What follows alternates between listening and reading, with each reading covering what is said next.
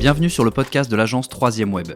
Ici, on décrypte le passage de notre monde au Web3 pour en comprendre les enjeux et leurs impacts sur notre vie et celle de nos entreprises. Nous voulons que vous profitiez de ces changements plutôt que vous les subissiez. On part alors à la rencontre de tous les acteurs majeurs de cet écosystème. Très bon épisode à tous. Salut Léo.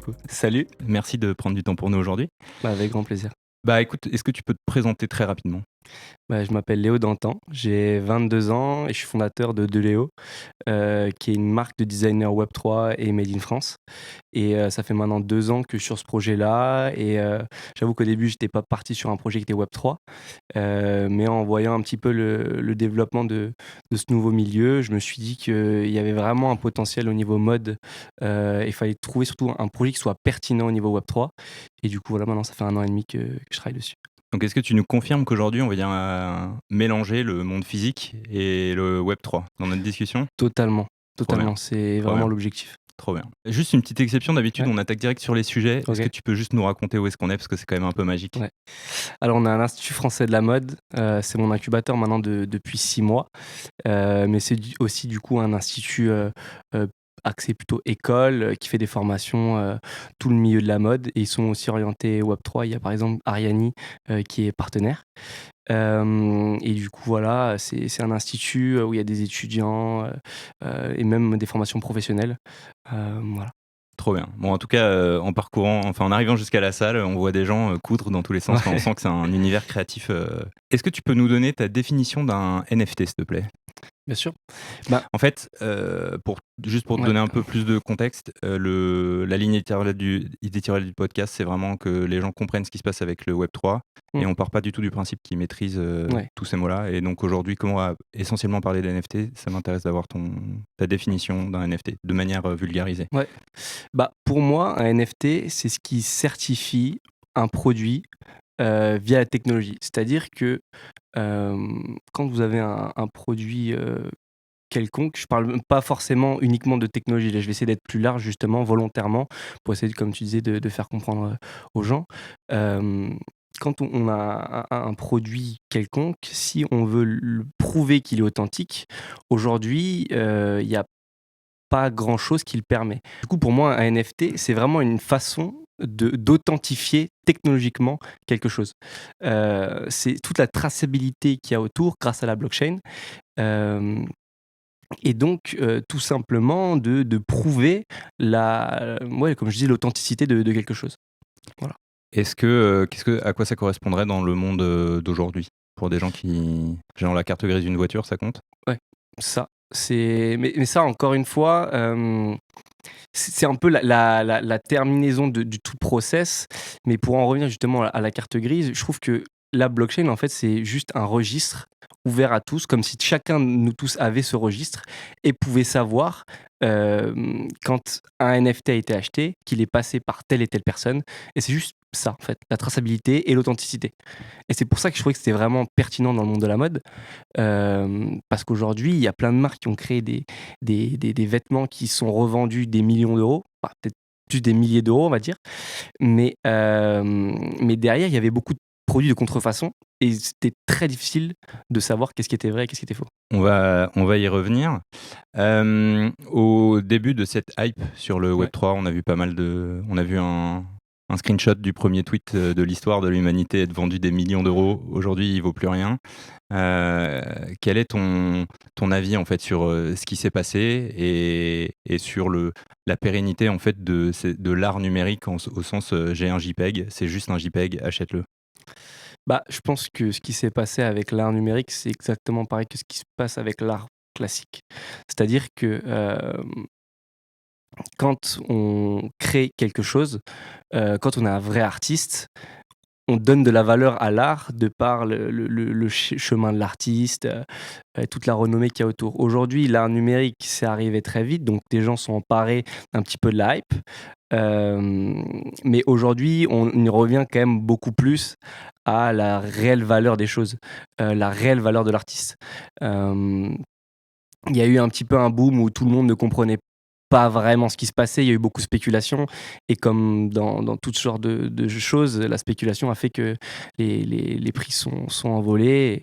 Et voilà. Mais aujourd'hui, l'art numérique, c'est un art qui est peut-être différent de l'art qu'on a pu connaître précédemment. Mais c'est quelque chose d'important. Après, c'est en train d'être régulé. Bon, comme tu le disais, on peut le voir avec Twitter.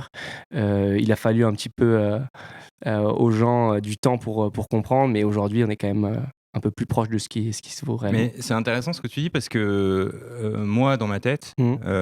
vendre un JPEG, Mmh. ça sera jamais possible. C'est-à-dire, c'est jamais possible que sa valeur dure dans le temps. Mmh. Et est-ce que tu veux dire que t'es pas forcément d'accord avec ça et qu'il Non. y a des artistes qui peuvent vendre Moi, parce juste un asset numérique qui est copiable, collable, et qui garde cette valeur? Ben, pour moi, oui.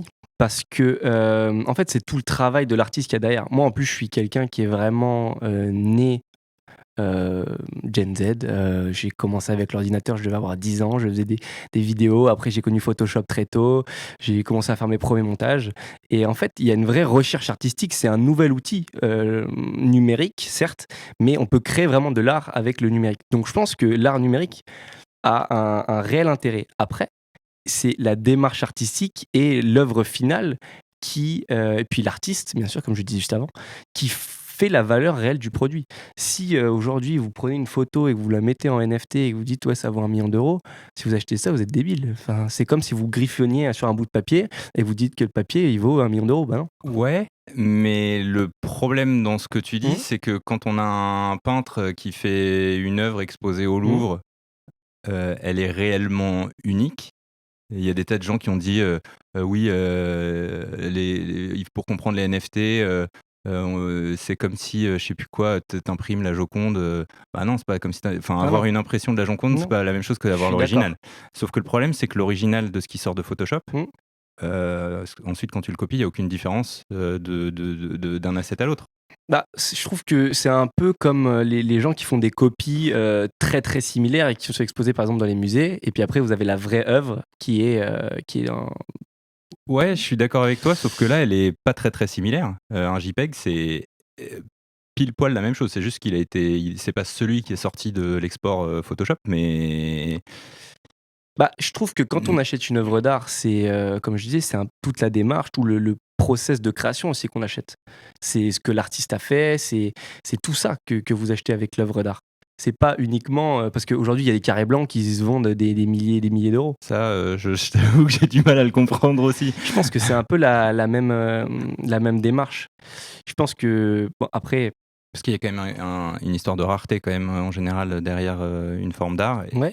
Et le truc, c'est que ce copier-coller, il te raye le côté rare Bah, d'un coup. c'est là où d'avoir le NFT, donc le produit, le premier, enfin la vraie édition, je trouve ça intéressant. Après, ce que je trouve moins pertinent, encore une fois, c'est quand on décline des photos basiques en millions d'exemplaires et que Ouais. vous vendez ça. Un peu plus vert, un peu plus bleu, Voilà, un peu plus ci, ça, un peu plus ça. Ouais. ça je comprends un petit peu moins le concept derrière, surtout qu'il y a moins de démarche artistique. Ok. Et voilà. Ah, et donc pour toi, le flop d'un JPEG du premier tweet de l'histoire, c'est pas, c'est juste le côté opportuniste plus que le Oui, côté c'est le poteau. n'importe qui peut aller scroller jusqu'en bas et avoir son JPEG en faisant sa C'est- propre impression d'écran. Moi, je trouve que c'est utiliser la technologie NFT, donc avoir la preuve que c'est le premier tweet de l'histoire. Mais c'est pas un vol de tweet, mais il n'y a pas de démarche derrière. Ok. Il y a pas d'artiste. Ouais. C'est. Voilà. Franchement, c'est hyper intéressant parce que pour moi, j'étais assez absolu sur Mm. le fait que si on n'adossait pas une utilité, Mm. étant donné que ce qui représente le NFT, donc prenons une image par exemple, Ouais. à partir du moment où elle est réplicable à l'infini de manière exacte parce que c'est numérique, ça n'a pas de Ouais. valeur. Et je trouve ça hyper intéressant de voir que Ouais. t'es pas forcément d'accord avec ça et que ce qui compte, c'est que si c'est issu d'une démarche C'est ça. volontaire depuis le début et qu'il y a un vrai process C'est ça. créatif, ça en a. Totalement. Moi, je suis pas du tout. Enfin, je suis même plutôt de ton avis dans le sens où je pense qu'il faut vraiment adosser une utilité au NFT. Et c'est ça qui va permettre, je pense, à la technologie déjà de se développer, au Web3 de se développer et que les gens comprennent peut-être plus facilement. Mais par contre, je suis pas aussi contre l'art numérique. Je pense qu'il y a une vraie recherche, parce qu'il y a des gens, des artistes 3D qui font des choses incroyables. Et même si c'est un JPEG, même si c'est une 3D, même si le fichier en lui-même, je pense que c'est la démarche et l'œuvre et l'artiste qui font la valeur ajoutée de la chose. Ouais, alors la réserve que je mettrais, ce Mhm. que tu es en train de dire, c'est que pour moi, le mode de vente, ça pourrait Ouais. être par exemple, bah, je le mets dans un métaverse comme The Sandbox par Mhm. exemple, et donc dans le supermarché de The Sandbox, il y a une œuvre de tel artiste numérique qui a été Ouais. achetée par The Sandbox, Ouais.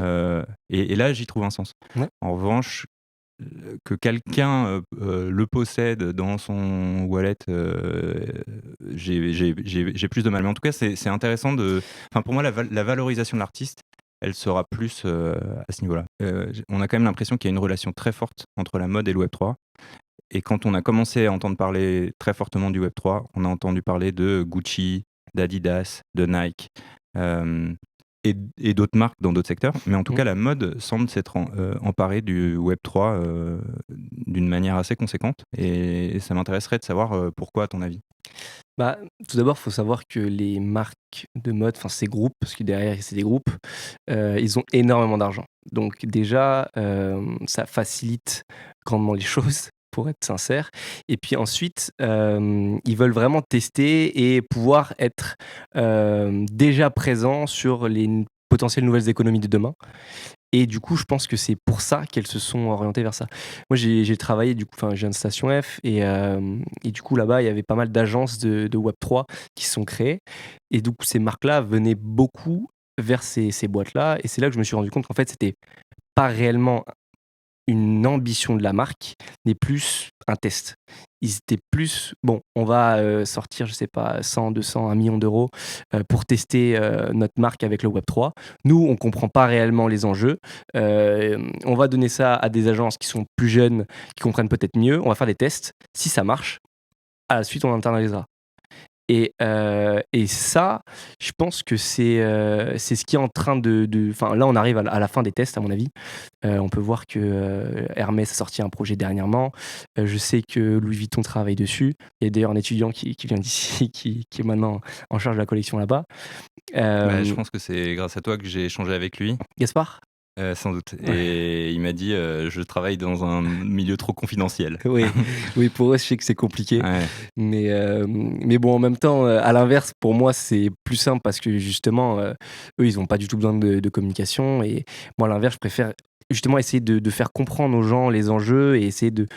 C'est un peu un mot vulgaire, mais d'éduquer sans vouloir Ouais, mais être c'est exactement le prétentieux. but de ce qu'on fait nous avec Troisième Web, hein. C'est d'ouvrir les yeux aux gens sur qu'est-ce que c'est que le Web3, quels sont les enjeux, quelles sont les utilités. Ouais. Et on le fait pas du tout dans une démarche d'ensuite leur dire il faut absolument que vous y alliez, mais plus ok, vous avez compris les outils, vous avez réfléchi à comment vous pouvez les utiliser pour votre business. Maintenant, vous êtes libre de décider, mais au moins vous avez pris le temps d'y réfléchir. Moi, je pense que c'est la meilleure façon possible parce que de toute façon, on pourra forcer personne.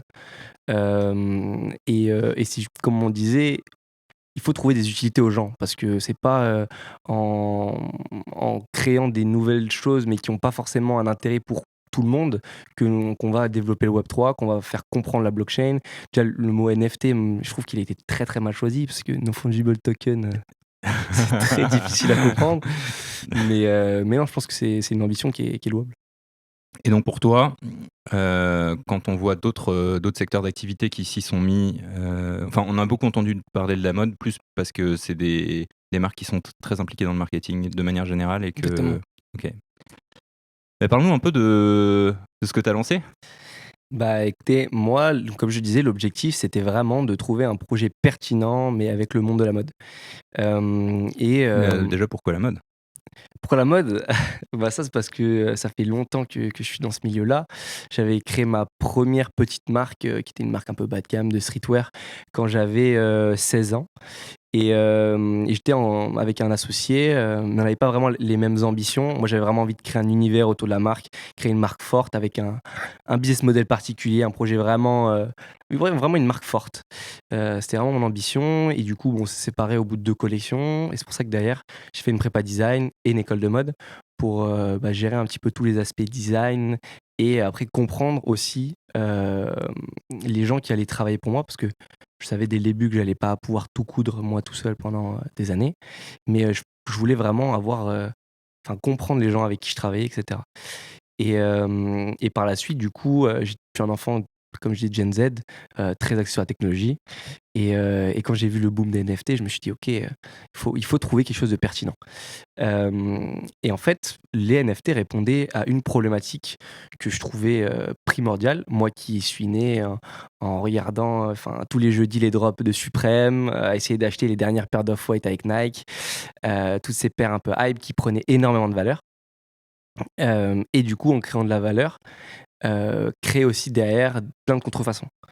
Et je me suis dit, aujourd'hui, si on arrivait à connecter NFT et une pièce, un vêtement, on pourrait complètement stopper cette contrefaçon et assurer à chacun d'avoir une vraie pièce. Et c'est vraiment de ça que je me suis dit qu'il y avait un réel intérêt. Et puis après, honnêtement aussi, côté plutôt mode, je me suis dit que des marques comme Supreme, encore une fois, qui mettaient des budgets énormes dans la communication, qui avaient du coup des prix resell qui explosaient, qui pouvaient tripler, voire quadrupler, je me suis dit, ça serait quand même bien de pouvoir récupérer ne serait-ce qu'un petit pourcentage, une petite royalties de tout ce travail que vous avez fait quand même en communication derrière. Et du coup, ces 2 possibilités-là étaient données par les NFT. Je t'interromps juste, Ouais. tu veux dire à la revente? Ouais, alors c'est ça. peut-être que tu peux, je te fais bosser Ouais. aujourd'hui, expliquer ce qui se passe quand on revend un NFT rapidement. Aujourd'hui, quand vous revendez un NFT, vous avez une petite part de royalties qui est donc définie au préalable. Donc normalement, quand vous l'achetez, vous le savez. Si vous ne le voyez pas, renseignez-vous, mais c'est vraiment dans le smart contract, donc dans la base du NFT. Une part qui va à chaque transaction être redistribuée au propriétaire. Donc Au créateur. au créateur. Exact. Oh, pardon, oui. Au créateur. Qui change. Oui. Et donc effectivement, je me permets de prendre un exemple pour que Ouais. tout le monde comprenne bien. J'achète un t-shirt 10 €, il y a un NFT avec, il y a 10% de royalties, je revends ce t-shirt à quelqu'un d'autre, et toi qui l'as créé, tu vas toucher 1 €. C'est ça. Et ça se répétera à chaque ça. fois qu'il y a une transaction. Et du coup, si le prix augmente, vous toucherez toujours 10%. Donc si le prix, si demain vous touchez 100 €, vous toucherez 10 €. Enfin, le Exactement, prix est de ouais. 100 €, vous toucherez Ouais. 10 €. Donc voilà. Donc c'était ça. Donc je trouvais qu'on avait d'un côté un avantage pour le client, parce que du coup il n'y avait plus de problème de contrefaçon. Et de l'autre côté, pour le créateur, c'était quand même des revenus qui étaient très intéressants aussi Bien sûr. à trouver. Donc voilà, c'était les 2 premières choses qui m'ont amené à créer ça. Et on en est où là?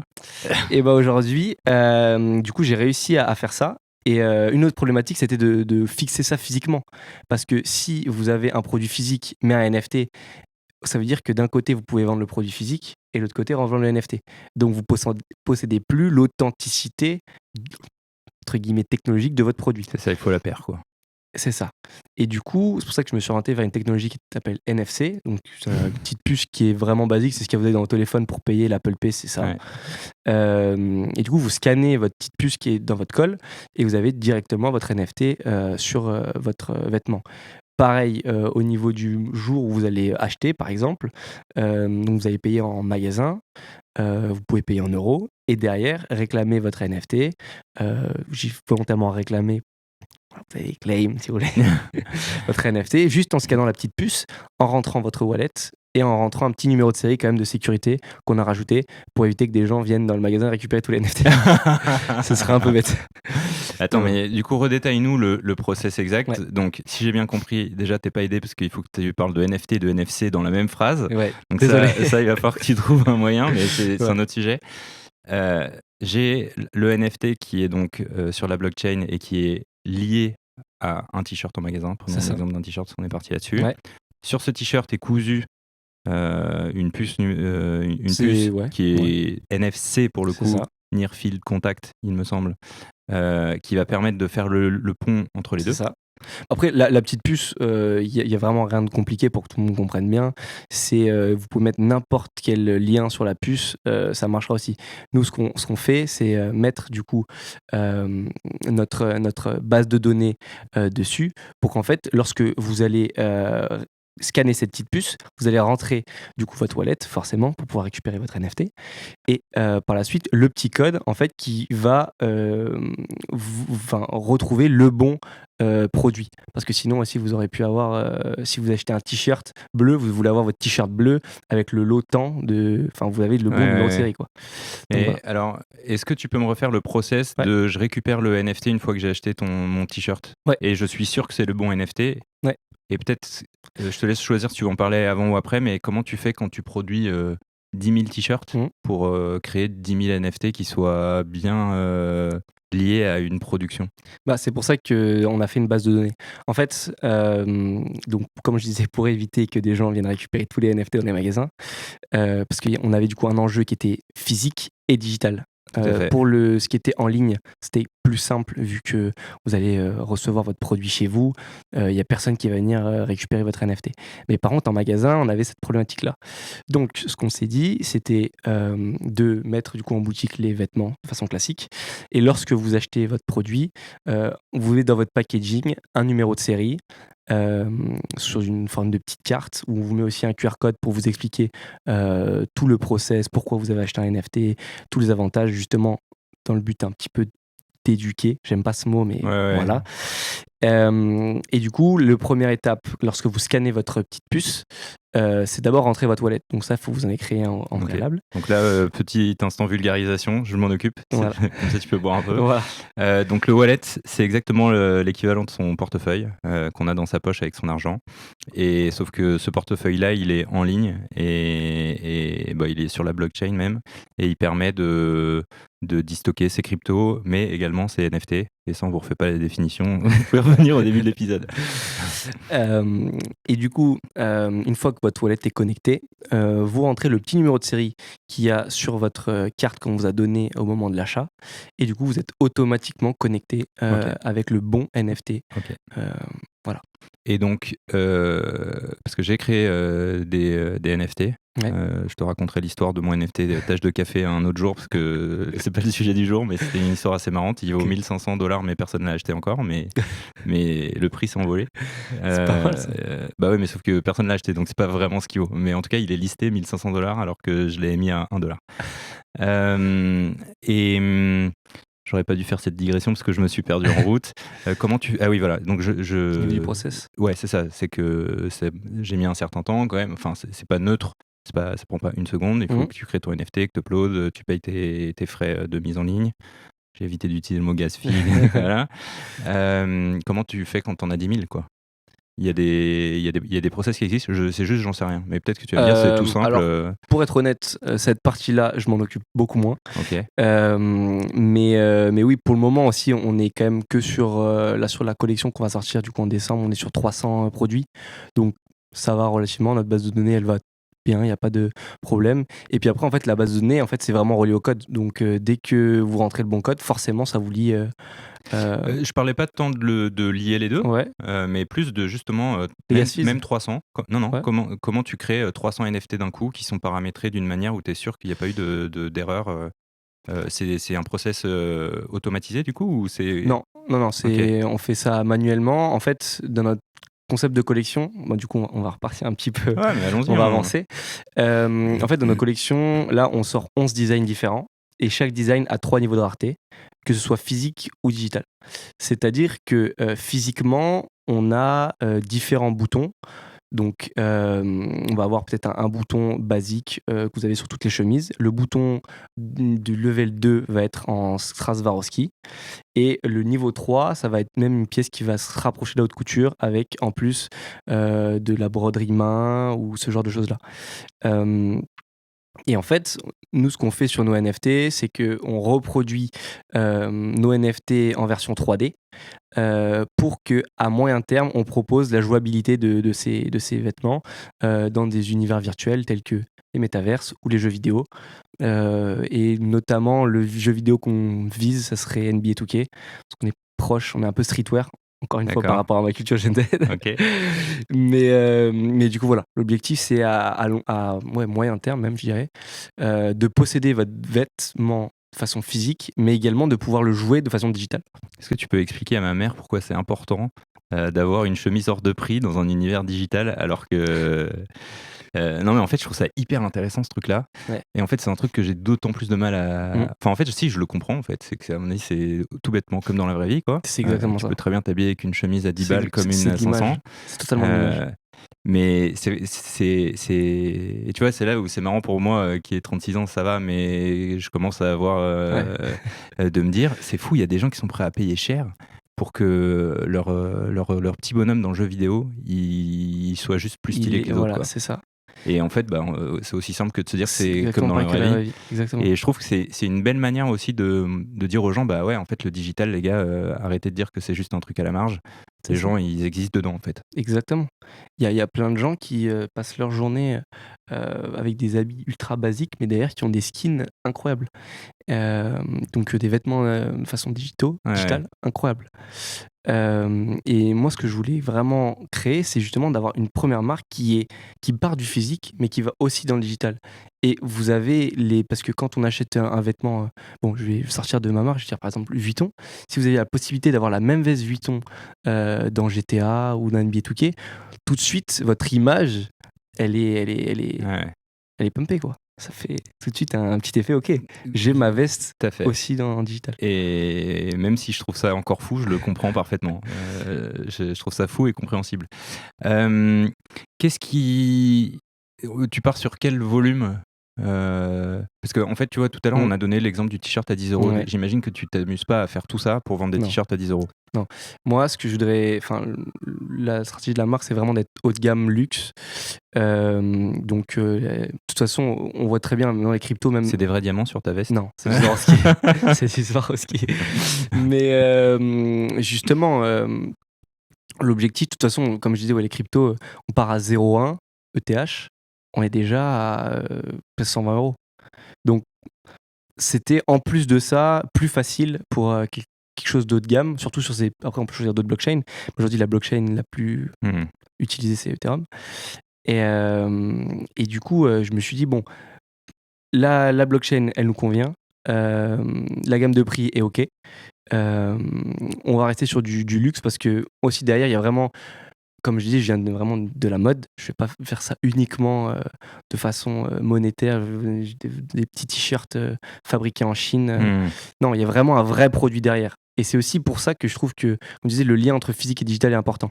Parce que certes, vous avez votre produit physique, il a une certaine valeur, mais le NFT va permettre d'authentifier ça et également de vous donner par la suite la possibilité de le jouer dans votre univers digital préféré. Ok.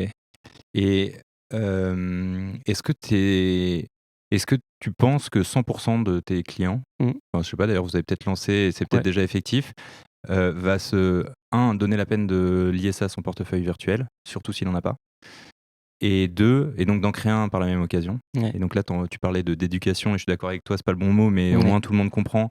Il y a un vrai sujet, on y avait réfléchi, je t'expliquerai peut-être à la fin du podcast, je vais me le noter, parce que ça va faire rire tout le monde. Mais on s'est dit qu'il fallait trouver une idée à la con, ou très brillante, pour que plein de gens créent des wallets, parce qu'aujourd'hui, c'est un vrai frein, quoi. Clairement. Et donc je t'en reparlerai à la fin, mais tu verras, c'est pas une bonne idée, on va finir en prison. Donc il y a lier son vêtement à son wallet. Aujourd'hui, j'ai lié aucun de mes polos à mon portefeuille que j'ai dans la poche, quoi.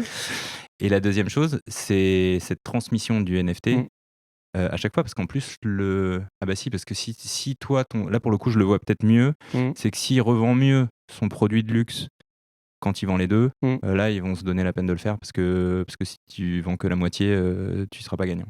C'est ça.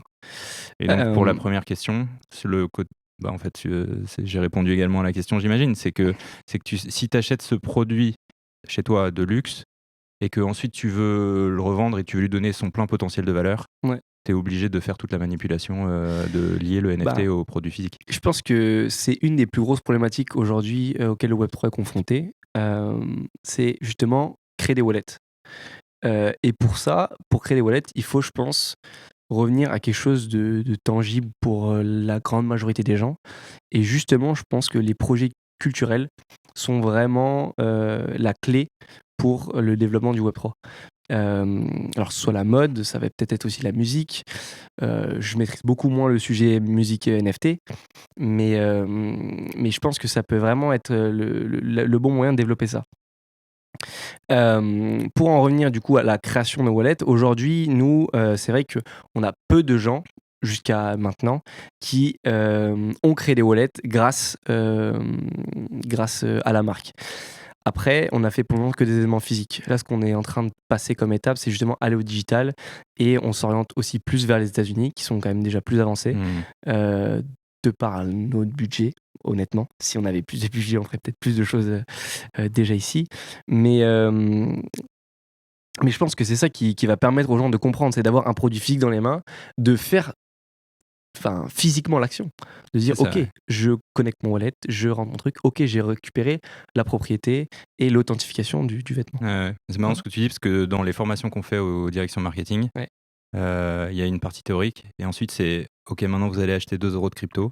Regardez comment ça se passe, mais pas juste un PowerPoint, mais faites-le pour de vrai. Tiens, les cryptos, elles sont à vous maintenant. Vous avez un wallet, il est à vous maintenant.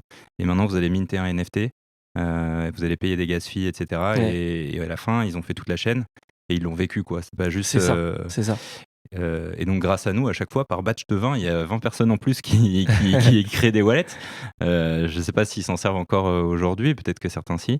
Et du coup, je me permets de te glisser l'idée Ouais. qu'on avait eue, c'est qu'on va créer une loterie mondiale dans la crypto. Donc, Ok, c'est une bonne idée. non, mais on va vraiment finir en prison si on le fait, c'est pour ça qu'on va pas le faire. Mais tu te dis, en fait, aujourd'hui, jouer au loto, il y a des millions de personnes qui y jouent. Ouais. Bah là, tu préfères une loterie mondiale sur la blockchain. Peut-être qu'il y a quelqu'un qui écoute le podcast qui va nous piquer l'idée, Ouais. mais on pense que juridiquement, c'est quand même une grosse année. Mais là, pour le coup, s'il y a cet enjeu monétaire, potentiellement, les gens ils vont se dire ok, ça vaut le coup que j'aille créer mon wallet, je mise rien du tout et je participe à une loterie mondiale, c'est rigolo. Ouais. Mais, J'espère que Binance ou des grosses boîtes comme ça ne coûteront pas parce que sinon, à mon avis, ils vont trouver les moyens. mais bon, je pense que d'autres y ont pensé, mais effectivement, on est d'accord avec toi sur le fait que y a un frein à cette adoption Clairement. technologique. En fait, si vous n'avez pas d'intérêt, parce qu'aujourd'hui, c'est ça aussi. Voilà, on va toucher un autre point du fait d'utiliser ces crypto-monnaies. Aujourd'hui, il n'y a pas non plus 10 000 façons d'utiliser ces Ouais, cryptos. c'est clair. Et je me suis dit qu'en créant un projet mode, déjà, vous n'allez pas payer le transfert en dollars, en euros, des 30% sur les gains, même si aujourd'hui, les gains, à mon avis, il y en a qui sont quand même bas. Mais dans tous les cas, les gens pourront simplement utiliser leur crypto-monnaie pour avoir quelque chose de physique. Et donc, je pense que c'est un nouveau step qu'il faut franchir et qui permettra justement aux gens de se dire ok, moi j'investis sur la crypto parce que dans un premier temps, je sais pas, je pense que Ethereum, grâce au merge, va vraiment prendre de la valeur. Et en plus de ça, si je gagne de l'argent, je vais vraiment pouvoir avoir des produits physiques grâce à cette Ouais, valeur créée, quoi. passionnant. Où en est ta marque là aujourd'hui concrètement? Donc, Et ben, collection en décembre. ouais, c'est ça. Alors, j'espère que tout sera bon en décembre. Aujourd'hui, du coup, on a finalisé tous les process tech parce que du coup, là, on a parlé du process physique, mais il y avait le process aussi digital. Donc ça, on est en fin de développement. Les prototypes physiques, eux, sont prêts. Ça sera que sous forme de précommande, comme l'a fait Artefact, par exemple. On voit plein de marques se mettre à faire ça, et pas seulement sous couvert d'écologie, je pense, mais c'est juste la bonne idée pour faire, je trouve, de dire au moins je produis que ce dont j'ai besoin, quoi. Ça Exactement. a plein de sens, quoi. Et moi, une des choses aussi qui m'a fait passer plus par la précommande, c'est le resell, mais via les produits Figito, donc physique et digital. La problématique, c'était aujourd'hui, à part OpenSea, il n'y a aucune marketplace qui permet de revendre des produits Figito. Enfin, OpenSea ne le permet pas. Il permet que du digital. Sinon, vous pouvez passer pour un produit de mode par Vinted, par Vestiaire Collectif. Mais du coup, vous n'avez pas la possibilité d'utiliser la voie NFT. Donc, on s'est dit, autant dans un premier temps créer des cartes de précommande qui en gros qui se brûlent, qui se burn au bout d'un mois et demi, 2 mois. Alors, je refais une petite pause vulgarisation.